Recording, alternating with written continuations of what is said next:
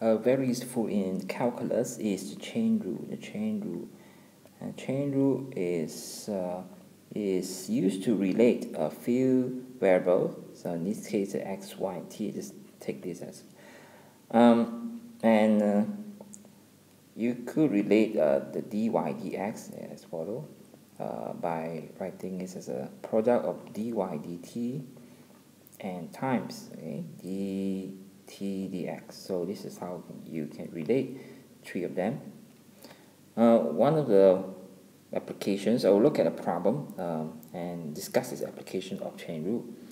And air is being pumped into a balloon, and the V here represents volume of A inside the balloon. And you can sort of think of that the balloon, we actually try to pump A into the balloon. So A goes into the balloon, and so the volume of the balloon, the A inside the balloon, is increasing. And in other words, we can say that the dV dt really is, is 1.2. It's a positive because it's increasing. The idea positive is important here. Meter cube per minute is a good practice to write down the units. And so if the formula of V is given, so we given V be equal to 4 over 3 pi r cube, right? This. So how do we find dV dy? We just derive this normally, but with the independent variable as r and the dependent variable as v. Right? This should be r here, dV dr. So this is 4 over 3 pi r square, so it's 3 minus 1 really, and you have 4 pi r squared. And then use the chain rule to show this relationship. Not that difficult really. Think about this because we use chain rule to relate the variable v, the variable r, and also the variable t. And so we could think of it this way. Say dV dt is equal to dV dr times dr dt. You can see there's a similarity of this, what we have written down with what we have here. dV dr is really 4 pi r squared, and this is dr dt. So this is already shown as what we required. Now let's look at this problem which requires the use of chain rule, and it goes a little bit further than that. Now first, the particle P moves on the curve y equals to 1 over x. X positive, and y coordinate is decreasing at a unit per second. And let's translate this. Y coordinate is decreasing at 1 unit per second, decreasing here, there's a key, into mathematical statement. So what it's trying to say is that dy dt is really equal to negative because it is decreasing 1 unit per second.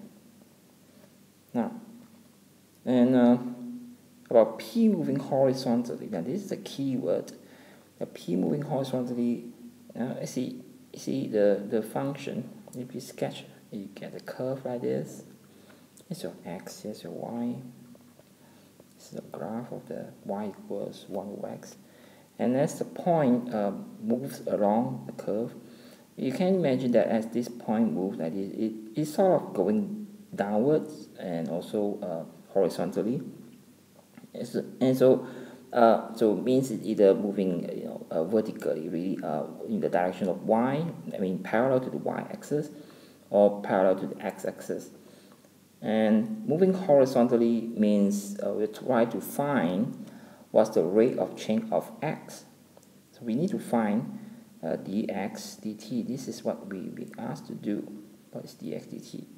So here we will try to use chain rule. And chain rule says we can say that dy dt is equal to dy dx times dx dt. Now we have our dx dt, but what is then dy dx?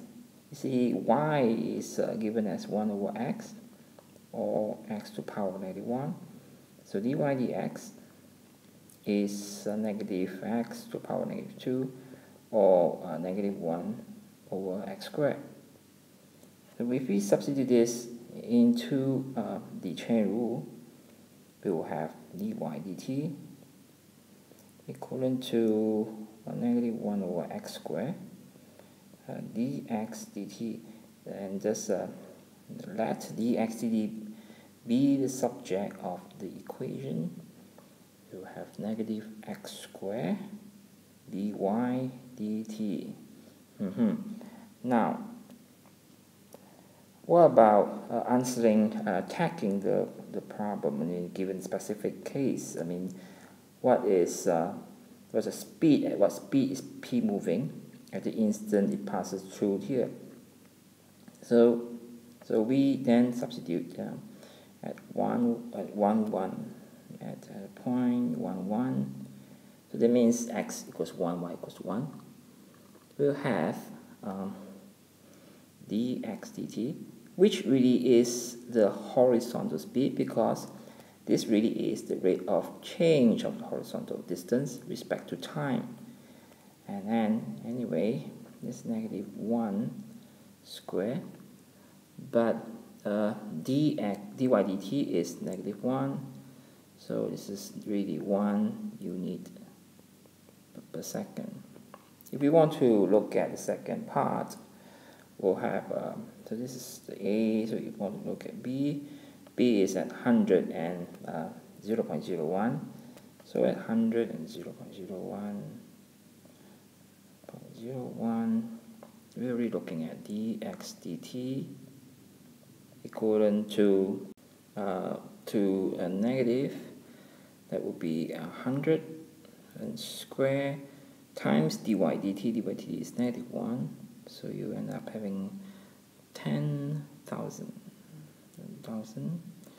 unit per second. So the particle is moving to the right, because here you can see both dx dt are positive, so this is to the right 1 unit per second. For B is 1,000 units per second to the right.